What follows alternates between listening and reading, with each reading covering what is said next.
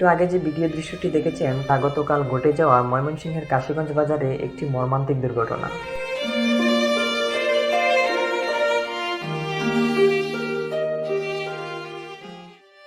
গতকাল ২৮শে জানুয়ারি মঙ্গলবার সকালে নেত্রকোনা ময়মনসিংহ মহাসড়কে তারাকান্দা উপজেলার কাশীগঞ্জ বাজারে এই মর্মান্তিক দুর্ঘটনা ঘটে।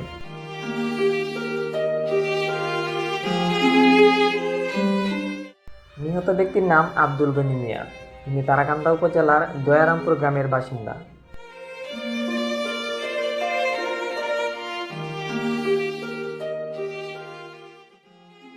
স্থানীয় সূত্রে জানা যায়, গতকাল মঙ্গলবার সকালে আব্দুল গনি মিয়া কাশীগঞ্জ বাজারের মহাসড়কের পাশে একটি দোকানের সামনে দাঁড়িয়েছিলেন। এ সময় নেত্রকোনাগামী বালু বোঝাই করা একটি ঘাতক ট্রাক নিয়ন্ত্রণ হারিয়ে চাপা দিলেই ঘটনাস্থলেই তিনি মারা যান।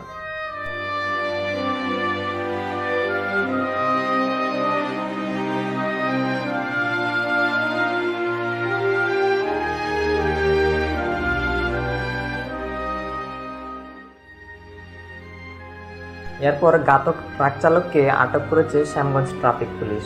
পরে আটককৃত ট্রাক চালককে হাইওয়ে পুলিশের কাছে হস্তান্তর করা হয়। নিহত আব্দুল গনি মিয়ার পরিবারের লোকজনরা এ ঘটনায় গভীরভাবে শোকাহত।